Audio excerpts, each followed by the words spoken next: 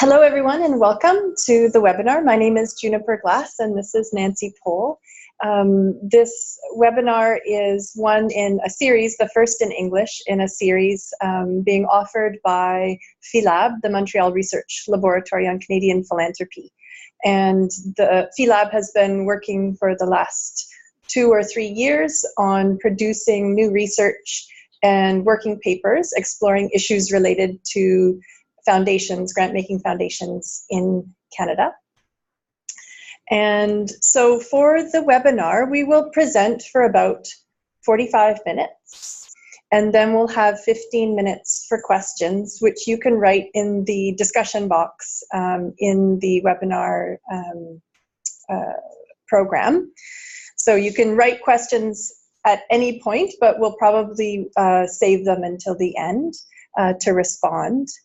And to make it easier for others to hear, we encourage you to mute your own microphones just to avoid interference.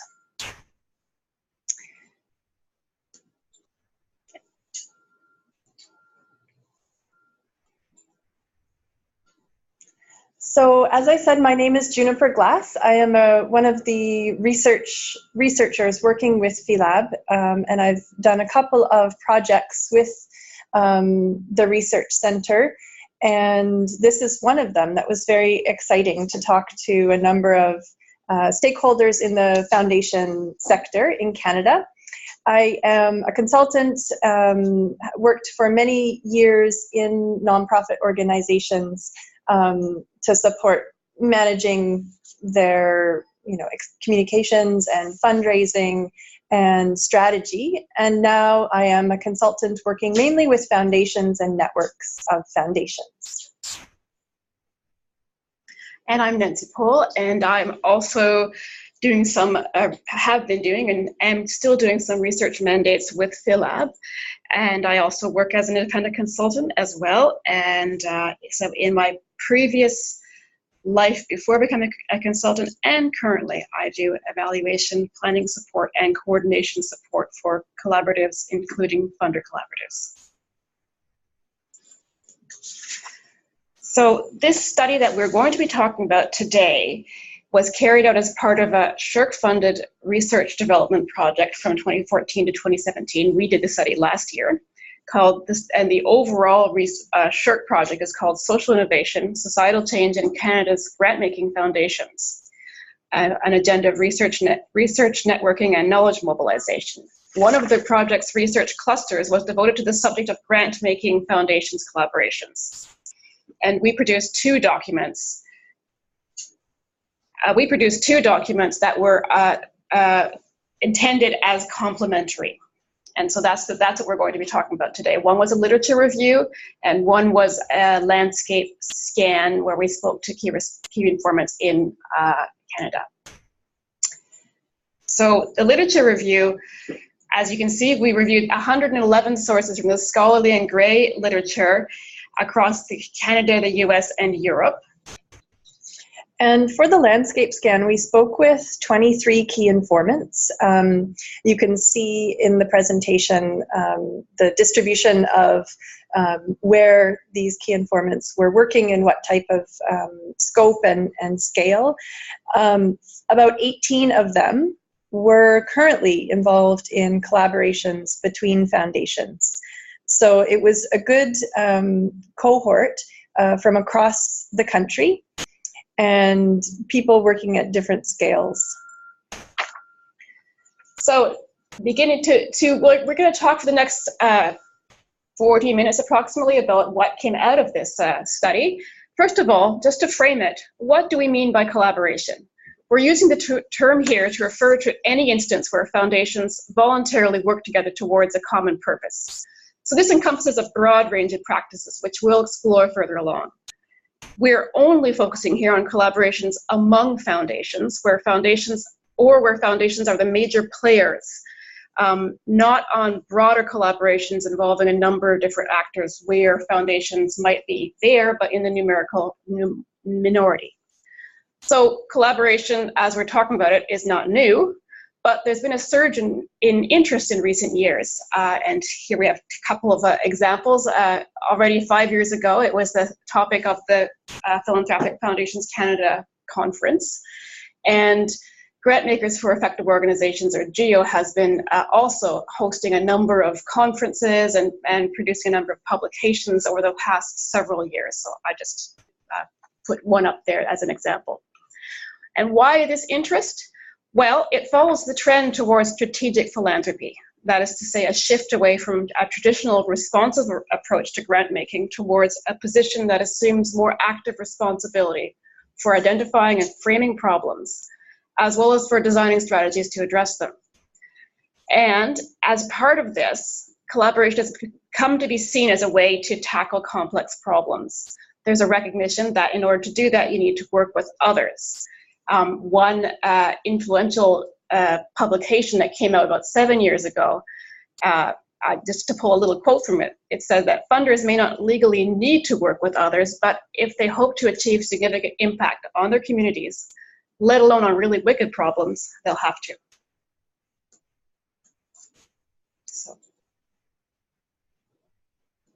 So what we found, we also want to say that we did not do a fulsome survey of all the collaborative activity taking place among Canadian foundations. Our method was exploratory to really talk with these key informants and find out what we could find out. But nevertheless, we can definitely say that there has been growth of collaborations among Canadian foundations. And the first thing that you notice when you start to pay attention to this type of practice is how much people are talking about it. So there's a very high level of interest in collaboration that reflects, I think, not just what's happening among foundations, but all across the nonprofit sector. And there's now, we can say, with I think, I really welcome this development, that there's more and more writing, research, and thinking about collaboration in Canada. So this growing body of literature includes case studies developed by PhiLab, as well as a number of reports by the Canadian Environmental Grantmakers Network, and also Philanthropic Foundations of Canada has also done some work in this area. And that's really just in the last 5 years. So the same goes for the increase in collaborative activity, that it's very recent and has certainly sped up in the last 5 years and started about a decade ago. So just from our research, we were able to identify about 40 examples of funder collaboration. And our estimate is that those involve about 70 or 80 different foundations. And of interest is that Philanthropic Foundations of Canada did a small survey in about 2010 and found that about 30% of their members, private foundations, were actively engaged in collaboration. But today, a recently published study that PFC collaborated on found that nearly 75% of the foundations that contributed are actually collaborating with other philanthropic organizations now. So that's quite a significant growth indicated there. However, we have to keep in mind that Canada has about 10,000 registered public and private foundations, and that most of those are not staffed. They do not even have websites. And so they have very little engagement with other stakeholders. And so the examples that we collected are really mainly from this very important cohort of Canadian foundations that are engaging with the public sphere, that are realizing that they have a role to play in public issues. So part of this growth has been the various vehicles for collaboration. So as most of you know, there's some key foundation networks: Community Foundations of Canada, Philanthropic Foundations of Canada, and Canadian Environmental Grantmakers Network. They offer space, they convene foundations and offer a place for people to meet, share, what they're doing, and that is very often the first step to collaborating. There's also place-based collaborations, which are usually, city-focused or region-focused, where foundations have gotten to know each other just by proximity and then start to work together on a local issue. And then we also noted that there are emergent and ad hoc collaborations where foundations come together, sometimes just for a single action or something very time limited in response to a current event, or a trend in the public affairs, such as cutbacks by governments to services, the Syrian refugee arrival in Canada, or the change in government at the federal level, which brought a very different approach to climate change. Each of those examples sparked collaborative activity among foundations. And then affinity groups are another area in which, another vehicle through which funder collaboration has been fostered. So affinity groups are focused on specific issues, as you can see from this list, a variety of issues being addressed. And often they get started just to support this basic information sharing within the field, like what are you working on, who are you granting to? But over time, many of these affinity groups have expanded to do more coordinated activity like co-funding or fostering new, sponsoring new research in the field, or policy advocacy even. And as you can see from the founding dates, this is all quite recent. So what is fostering this increase in collaboration at the external level? So outside of foundations, there are some real influences, like the shifts in Canada's political, social, and economic context. So reduced government funding of services and the recession, which of course caused a reduction in the rate of return on most foundations' endowments, and therefore they just have less to work with. But also public granting organizations such as United Ways have been seeing sometimes decreased fundraising revenues. We also noted, the key informants brought up, that there is increased public attention towards certain issues, such as the impacts of colonialism and the Truth and Reconciliation Commission, that have spurred foundations on to want to do more, to question their role in the public sphere, and therefore reach out to other foundations to see what they can do together. And finally, I find this really interesting, grantees and communities are becoming more proactive and requesting that funders work together. So there is quite a high level of effort required to develop relationships, to educate funders, and to fundraise and report on the part of grantees and communities. And so they want funders to be more harmonized to reduce that burden.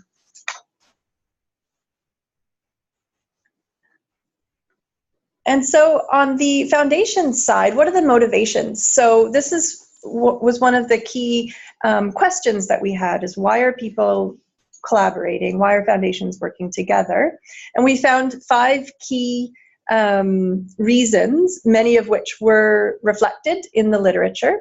So the first one was learning. And so by learning from what others have done, foundations can avoid reinventing the wheel. They can explore new fields of interest and discover new approaches and ways of doing philanthropy. So often when there is one foundation that has developed deep expertise in an area, that becomes very valuable to others. Or if they're wanting to, for example, enter a geographic area that they've never worked in. So we're seeing increased interest in the north of Canada, in working with Indigenous communities and remote areas. So sometimes a strategy is to collaborate with other funders as a way of learning about those areas. A second major motivation is efficiency, though on this count, we can also question, because while foundations can share costs and due diligence responsibilities if they are, for example, co-funding, that can help reduce overlap or redundancy in grant making. But it also takes time to develop the trust and the mechanisms necessary to collaborate. So it's a hope, but not necessarily the reality, that by working together, you will be more efficient. There's certainly, like I said, also an aspiration to make processes more efficient for grantees, so that if, say, several funders can do one site visit to a grantee together, the grantee does not have to host 5 different groups, for example.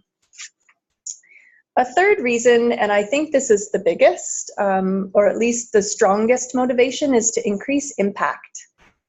So some of our key informants said that Canadian foundations are becoming much more thoughtful about the root causes and changing fundamentals as opposed to systems.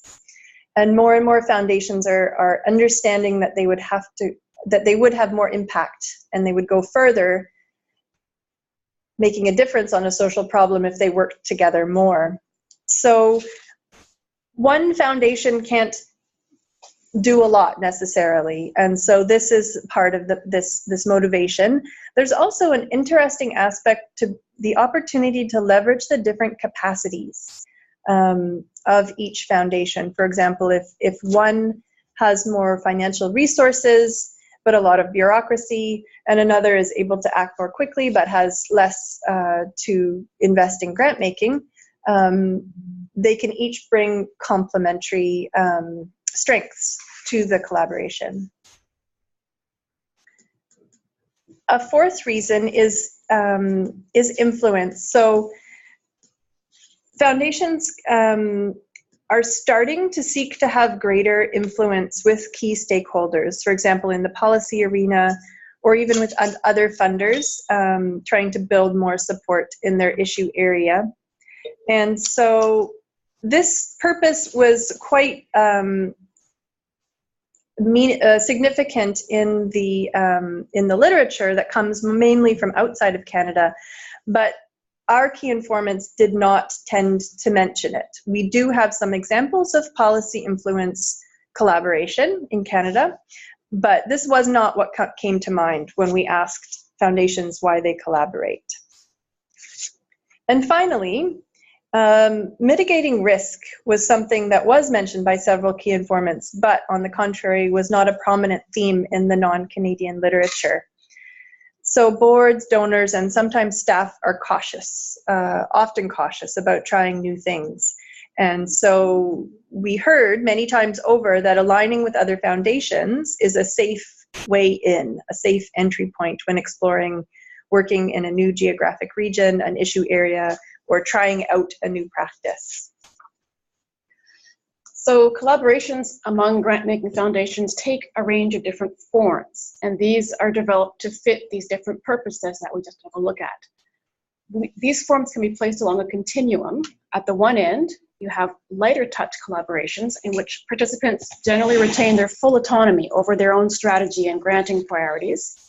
And at the far end, we have what can be called higher stakes collaborations, involving a major commitment of time and money, the loss of unilateral decision-making control, and the assumption of shared reputational risks.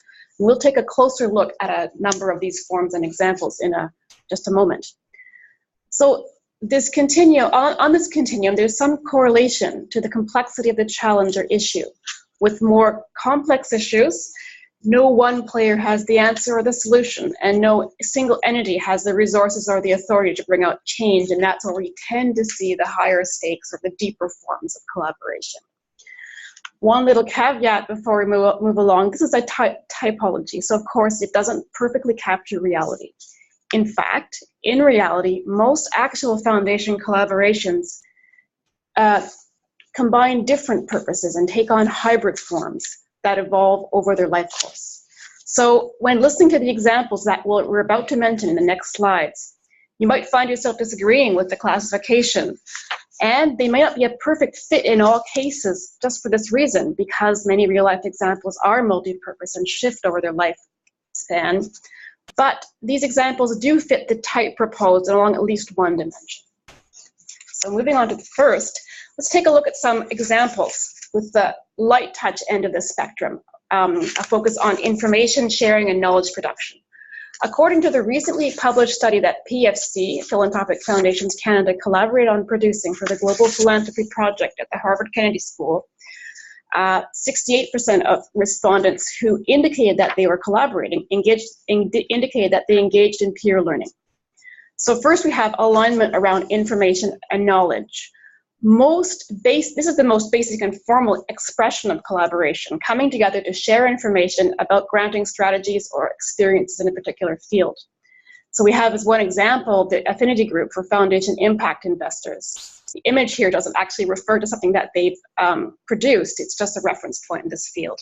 Then on the right-hand side of the slide, we have more active co-learning and knowledge production. So here, funders may come together to finance research related to their field of focus, map the landscape of organizations and issues with a view to identifying strategic opportunities for philanthropy, or support activities that identify and share best practices in their field of focus. And here we have two examples. First, the Canadian Environmental Grantmakers Network's Low Carbon Futures Funders Group supported the production of this study en route to a low carbon future, and below that we have an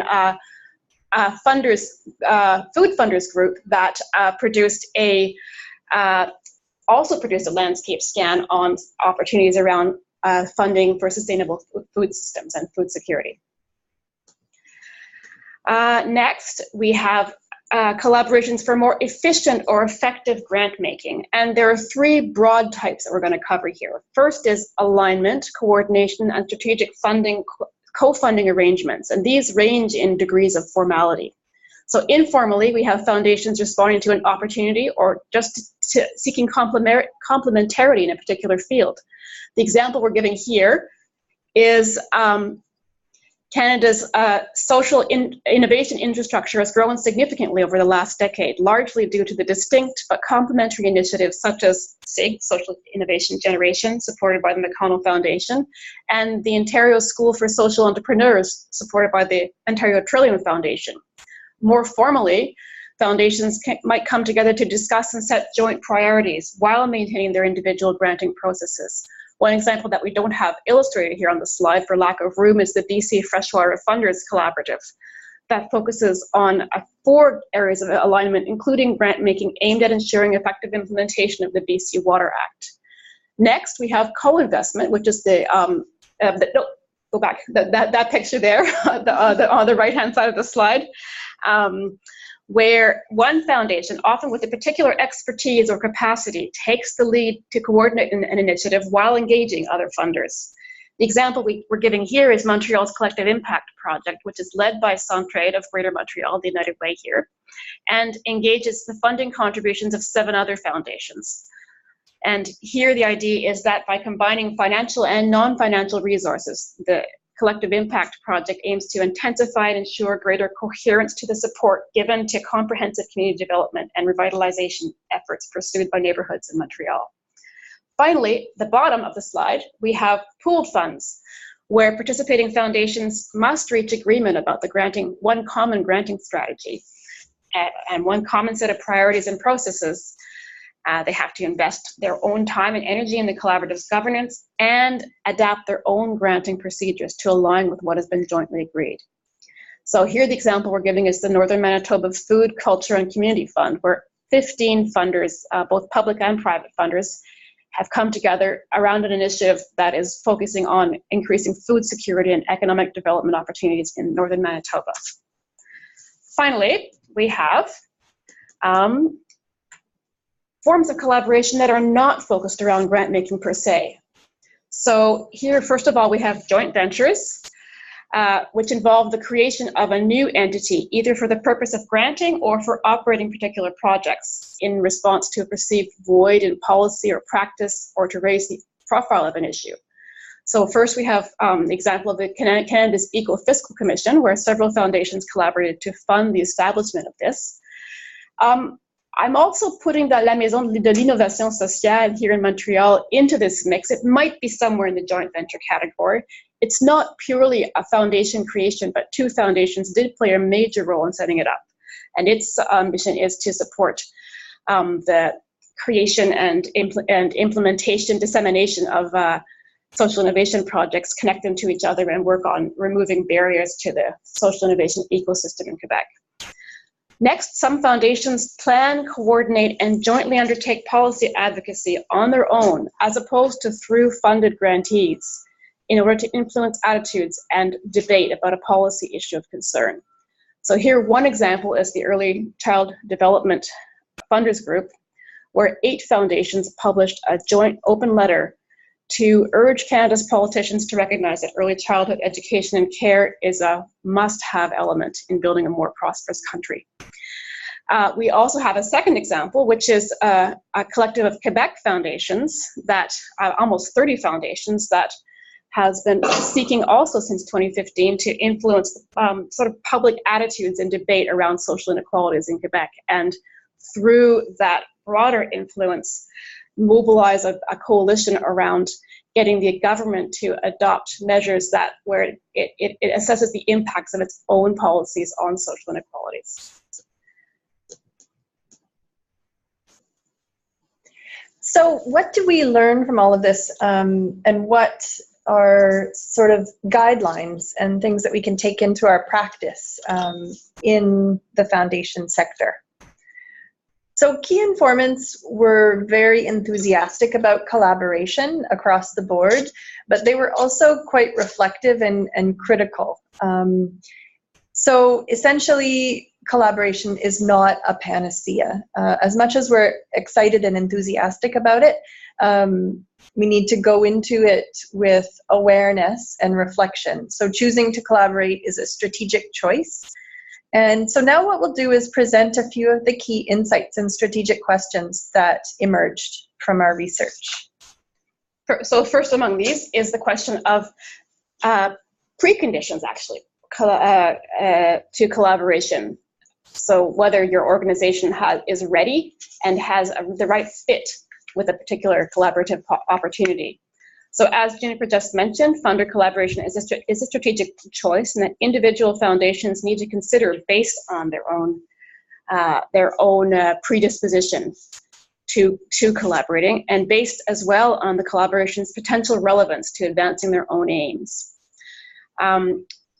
In particular, high alignment collaboration challenges each organization to adapt its own internal systems, practices, and procedures, which is not easy.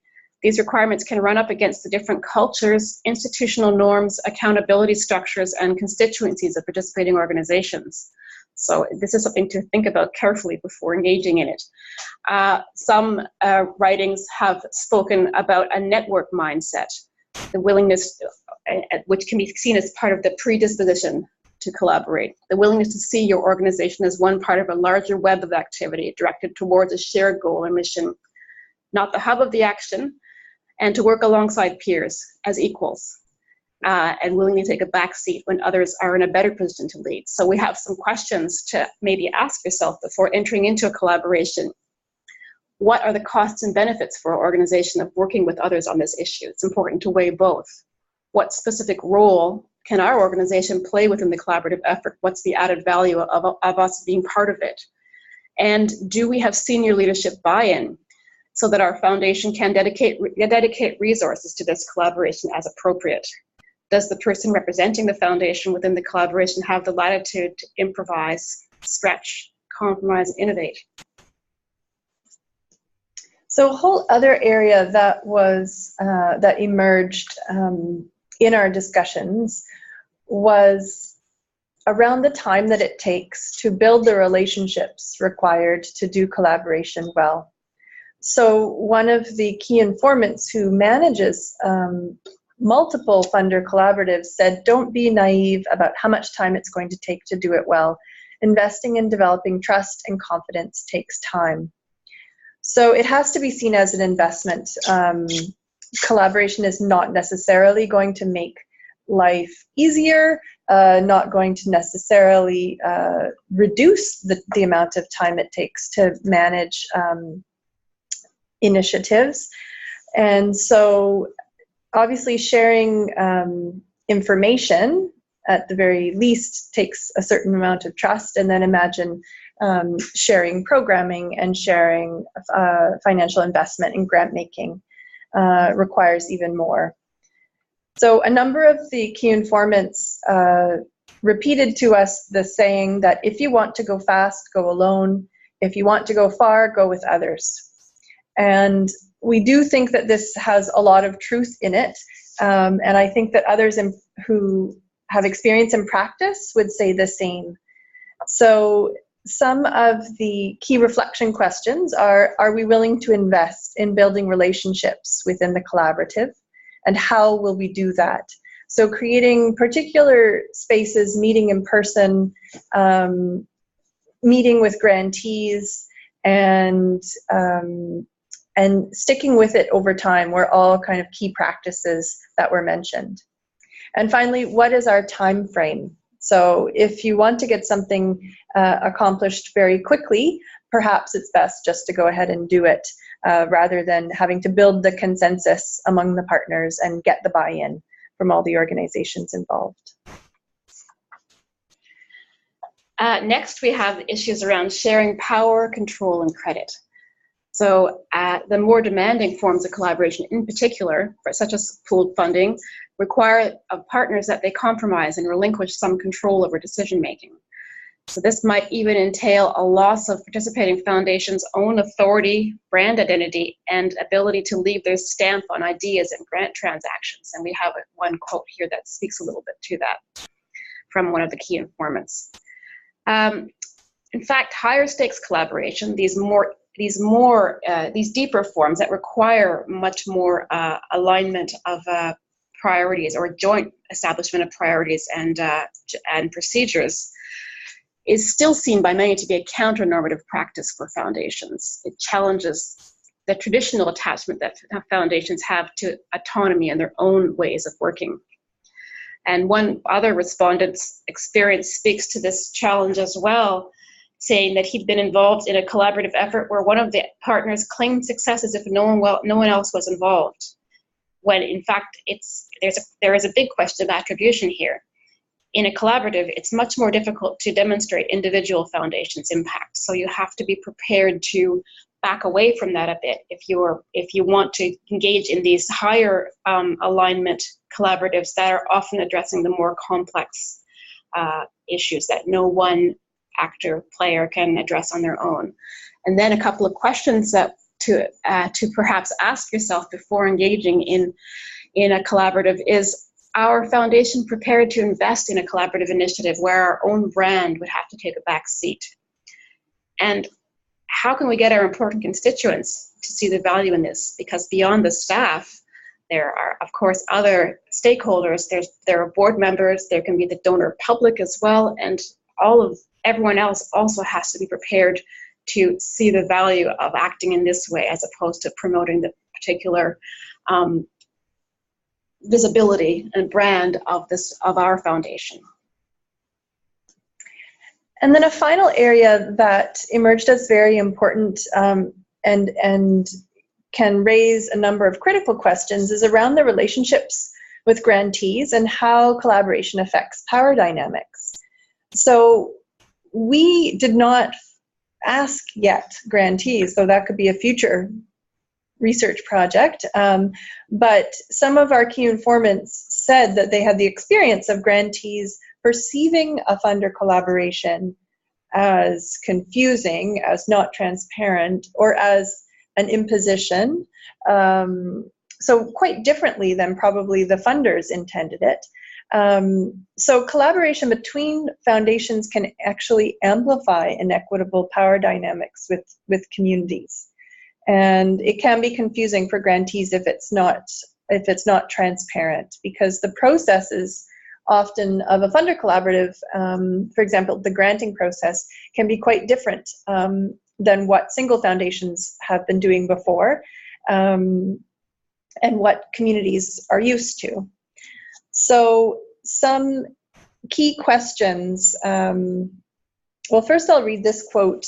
One of the key informants said that we have to move from this attitude of we foundations are getting together to solve your problems more effectively to we can't solve your problems without you. Therefore, we have to figure out how to work together with you to develop a common perception of the problem and, of course, solutions. So this expresses a shift in not only to do with funder collaboration, but I think a whole shift that will hopefully pick up pace among the philanthropic sector in Canada. So some key questions are, will coordination among funders increase our power to direct grantee strategy? And how can our collaborative be transparent and include communities and grantees? So far we've been describing the practice of funder collaboration, from the perspective of our key informants and from the perspective of what we could find in the literature, which describes the practice a lot, but it was a little bit harder to find information about what difference does it make. So everywhere we'd look, most of the discussions basically reflect the assumption that working in collaboration leads to stronger and more effective philanthropic strategy. So we asked the question, well, what evidence can we find that speaks to this? Our study did not cover any systematic independent assessments of the outcomes achieved by foundation collaborations across the entire field of practice. We did review single case studies and evaluations of funder collaborations, pretty much entirely outside of Canada. That is part of the gap that studies like ours and others that are being carried out at the present time hope to address, that we can build the Canadian evidence base little by little. Anyway, but the studies that we did review, or the case studies and evaluations that we did review, did show that working in collaboration does in fact, or has in fact allowed foundations to achieve results and synergistic effects that couldn't have been achieved by participating foundations if they were acting on their own. So for example, funders working together have been able to achieve greater depth of understanding, reach, and engagement into a given field, bridge gaps in services, and support large initiatives that would be beyond any single funder's capacity to support. Also, working together has been able to lend credibility to a policy strategy, enabling foundations to approach government on a more equal footing as a group. In the case of one foundation collaborative that supported successful policy change initiatives, the collaborative itself allowed the adoption of a distinct opportunistic granting strategy that was broadly owned and that was different from what participating foundations would have been prepared to do on their own. So in this case, the collaborative allowed foundations to be braver. However, it's, as Juniper mentioned earlier, it's not actually clear from these reviews that collaboration among grant makers actually results in greater efficiency, at least from the funder's standpoint, versus the grantee standpoint, where having joined up processes for application and reporting might actually be more efficient. But from the funder's standpoint, not necessarily. Several key informants conferred with this finding. In the short to medium term, they said, working in concert with other philanthropic organizations often takes more time and human resources than acting alone. So it's just a point I think that we've made a couple of times, but it's worth repeating. So we wanted to end on this note, which is about the future trends related to foundations and collaboration. And these were the trends that were predicted or hoped for, in some cases, by the key informants. So they're expecting this kind of evolution in the near future. So the first is more action-oriented collaborations among foundations versus simply information exchange. Obviously, it's a lot easier and it's a good starting point to be sharing information about granting practices and the work being done in communities that foundations are aware of. To decide what to do together after that takes more. And so we do seem to be seeing this trend towards more doing rather than just talking about it. The second is better, more equitable and mutual partnerships with communities and grantees. So there are some examples of funder collaboratives that have taken this really seriously, often those working with Indigenous communities such as Arctic Funders Collaborative and the Northern Manitoba Food, Culture and Community Fund, both of which I will mention were spearheaded by Tides Canada. So we can see this sort of philosophy of listening to communities and sharing power with communities does seem to be gaining awareness and is spreading. A third trend is increased multi-sector collaboratives involving public, private, and nonprofit partners. So we did not look at, but we know that there are examples in Canada of foundations working with local, provincial, or federal government departments. We also know examples of corporate foundations and companies also collaborating, and of course across the nonprofit sector, collaboration happens all over the place. So we think that more and more there's going to be initiatives that bring together different perspectives and different levers through the various sector partners. A fourth is more regional funder collaboratives. And so we found quite a few that are focused on provincial level and municipal level. And because of just the size of Canada, which many key informants mentioned, there is a challenge to working nationally. And so regional funder collaboratives can actually be quite effective because of the focus and the ability to meet more often. So that is predicted to increase. And then finally, some key informants thought that foundations may work together even more around impact investing. So there's a lack of infrastructure in Canada around impact investing and social finance, which some initiatives are trying to meet and to fill that gap. And certainly it's a highly technical and new area. And so by working together, foundations who are interested in impact investing are probably going to be able to do a lot more. So that is the end of our formal presentation. And while we don't have a number of participants on the call today, we're happy to take some questions. And we're also going to share this presentation on PhiLab's website